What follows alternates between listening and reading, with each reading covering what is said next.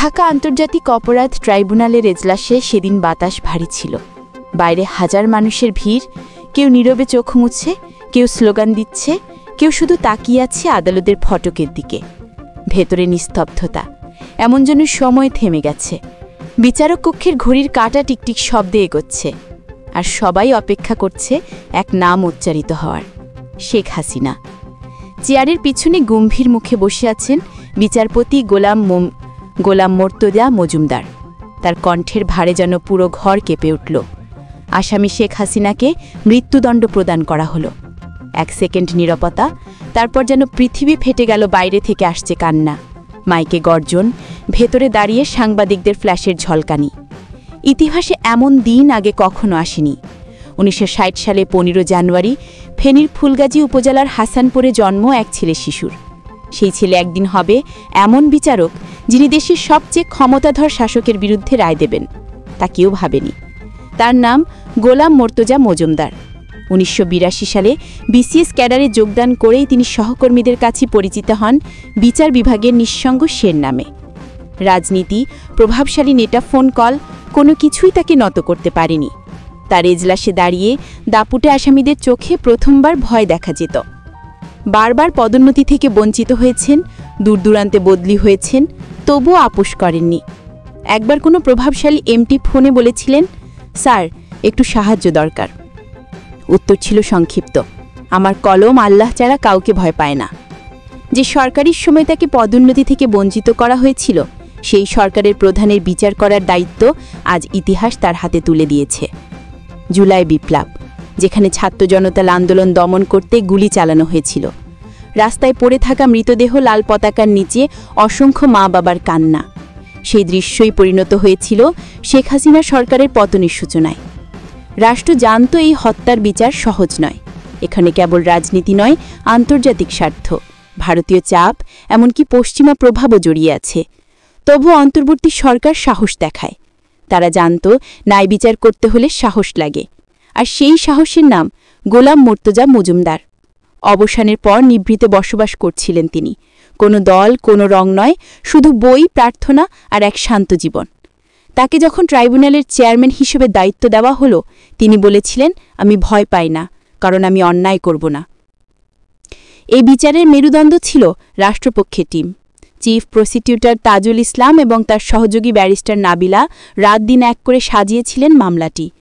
তাজুল আদালতে দাঁড়িয়ে বলেছিলেন, এই রায় শুধু একজন নেতার নয়, হাজারো শহীদের রক্তের দাবি। তারা আদালতে উপস্থাপন করেন 1000 পৃষ্ঠার নথি, ডিজিটাল ফুটপ্রিন্ট, অডিও রেকর্ডিং এবং সিসিটিভি ফুটেজ। সেই ফুটেজে দেখা যায় কিভাবে আন্দোলনের দিন গণভবন থেকে আসা নির্দেশে পুলিশ বাহিনী গুলি চালিয়েছিল। সবচেয়ে বড় প্রমাণ আসে সাবেক আইজিপি চৌধুরী আবদুল্লাহ আল মামুনের জবানবন্দিতে। তিনি স্বীকার করেন, আমরা গুলি চালানোর নির্দেশ পেয়েছিলাম সরাসরি গণভবন থেকে। বিচারপতি গোলাম মোর্তজা তার রায় লিখেছেন, যখন রাষ্ট্রীয় পুলিশ প্রধান স্বীকার করেন যে নির্দেশ এসেছে শীর্ষ পর্যায় থেকে, তখন অপরাধীর পরিচয় আর সন্দেহের বিষয় নয়। শেখ হাসিনা বর্তমানে আশ্রয় নিয়েছেন ভারতে। রায়ের আগেই দিল্লি থেকে কূটনৈতিক বার্তা এসেছিল, এ রায় দিলে সম্পর্কের প্রভাব পড়বে। কিন্তু গোলাম মোর্তজা সেই হুমকি উপেক্ষা করেন। তিনি বলেন, বাংলাদেশের আদালত বাংলাদেশের আইন মেনে চলবে, অন্য দেশের ভ্রুকুটি আমাদের বিচার নির্ধারণ করবে না। রায় ঘোষণার পর ভারতের পররাষ্ট্র মন্ত্রণালয় এক বিবৃতিতে জানায়, আমরা রায় নিয়ে উদ্বিগ্ন। কিন্তু ঢাকায় বসে বিচারপতি শুধু বলেছেন, ন্যায় বিচার উদ্বেগ সৃষ্টি করে না, সত্য করে। এর মাধ্যমে তিনি যে বার্তা দিলেন তা স্পষ্ট, বাংলাদেশ আর কারো তত্ত্বাবধানে চলা দেশ নয়। ভারত বাংলাদেশ প্রত্যর্পণ চুক্তিতে একটি ধারা আছে, রাজনৈতিক কারণে অভিযুক্ত কাউকে ফেরত দেওয়া যাবে না। এই ধারাটিকেই ব্যবহার করতে চেয়েছিলেন শেখ হাসিনার আইনজীবীরা। তারা বলেছিলেন এটি রাজনৈতিক প্রতিহিংসার বিচার। কিন্তু তাজুল ইসলাম ও ব্যারিস্টার নাবিলা আন্তর্জাতিক আইনের রেফারেন্স দিয়ে দেখিয়েছেন, গণহত্যা মানবতা বিরোধী অপরাধ কখনোই রাজনৈতিক অপরাধ হতে পারে না। এগুলো আন্তর্জাতিক আইনে ক্রাইমস এগেইনস্ট হিউম্যানিটি হিসেবে স্বীকৃত, যার বিচার প্রতিটি রাষ্ট্রের কর্তব্য। বিচারপতি গোলাম মোর্তজা তার রায়ে লিখেছেন, এটি কোনো রাজনৈতিক প্রতিহিংসা নয়, এটি হাজারো নিহত মানুষের ন্যায় বিচার। এই যুক্তির ফলে ভারতের পক্ষে শেখ হাসিনাকে রাজনৈতিক আশ্রয়ের অজুহাতে আটকে রাখা এখন আইনগতভাবে প্রায় অসম্ভব হয়ে পড়েছে। রায় ঘোষণার পর থেকেই বিচারপতির নিরাপত্তা বেড়েছে। ফেনীর ফুলগাজীতে তার বাড়িতে মোতায়েন করা হয়েছে র্যাব, পুলিশ, এমনকি সেনা সদস্য। তবে তিনি নির্ভীক, তার মুখে এখনও সেই একই শান্ত হাসি। এক ঘনিষ্ঠজন জানান, স্যার বলেছিলেন, আমার রক্ষাকারী আল্লাহ, মানুষ নয়। যদি বিচারকের কলম থেমে যায় তাহলে এই জাতীয় থেমে যাবে। এই বাক্যটি এখন ছাপা হয়েছে দেশের প্রতিটি পত্রিকার শিরোনামে, সোশ্যাল মিডিয়ায়। বিচারপতি গোলাম মর্তুজা এখন কেবল এক নাম নয়, তিনি এক যুগের বিবেক। এই রায়ে প্রমাণ হয়েছে আইনের চোখে সবাই সমান। সাবেক সহমন্ত্রী ও আইজিপিকেও একই সাথে দণ্ড দেওয়া হয়েছে। বিচারপতি লিখেছেন, অবৈধ আদেশ পালন করাও অপরাধ। আইন অমান্য করলে মন্ত্রী বা পুলিশ কেউ রেহাই পাবে না। এমন নজির বাংলাদেশে বিরল। জনগণ এই দায়কে দেখছে শুধু প্রতিশোধ নয়, বরং নতুন রাষ্ট্রচেতনার সূচনা হিসেবে, যেখানে আদালত আর কেবল কাগজের প্রতিষ্ঠান নয়, বরং জনগণের আস্থা ফিরে পাওয়া এক ন্যায়ের আশ্রয়স্থল।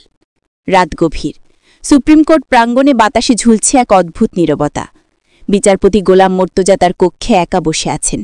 টেবিলের উপর খোলা রাখা একটি নোটবুকে লেখা কয়েকটি লাইন, ন্যায় বিচার কখনো জনপ্রিয় হয় না, কিন্তু একদিন ইতিহাস তার পক্ষেই দাঁড়ায়। বাইরে বজ্রপাত হচ্ছে, ঢাকার আকাশে ছিটকে পড়ছে আলো। ফেনীর মজুমদার বাড়িটা তখন মোমবাতির আলোয় মা কোরআন পড়ছেন, মেয়ে জানালায় বসে দোয়া করছে, আর সীমান্তের ওপারে নয়াদিল্লির এক ঘরে কেউ ফোনে চুপচাপ শুনছে আন্তর্জাতিক বার্তা, Sheikh Hasina's extradition may be eminent. সেই মুহূর্তে যেন সময় থেমে যায়। একটা দেশ নিজের ভেতরে ন্যায় বিচারের আলো দেখেছে, আরেক বিচারকের কলম ইতিহাসের পাতায় লিখে দিয়েছে, অপরাধীর কোনো দল নেই, কোনো দেশ নেই, কেবল অপরাধী তার পরিচয়। বাইরে আবার বৃষ্টি নামল, বজ্রের আলোয় দেখা গেল ট্রাইব্যুনালের দেয়ালে খোদা করা এক লাইন, সত্যের রায় একদিন উচ্চারিত হবেই।